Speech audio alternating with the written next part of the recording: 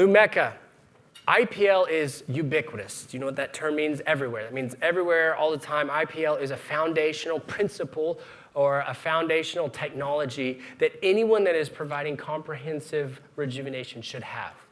So IPL, ours is called the Lumecca, is how we reverse damaged and aged skin, specifically with dyschromias. It stands for intense pulse light.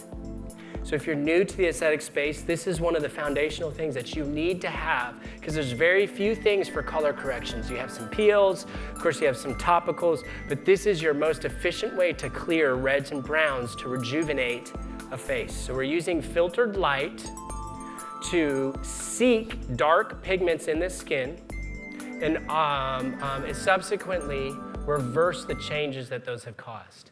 So I'm about to throw a crazy science at you, but there's a point to it, so stick with me. When you look at IPLs, there's peak powers, and there's fluence, and there's all these big words. InMode has on the market the highest peak power and a left-shifted photon spectrum. Okay, you're like, what does that even mean? When you look at a photon spectrum, this is the target that our light filters are seeking. Most of the standard IPLs are way up here. Our reds and browns live in this space. So InMode has been smart enough to shift the focus towards maximal efficiency, this way where the reds and browns live. Okay? So what that means when you have high power and a more focused target acquisition, all that means to you as a provider at the end of the day is just less treatments required. It's more of an efficient machine.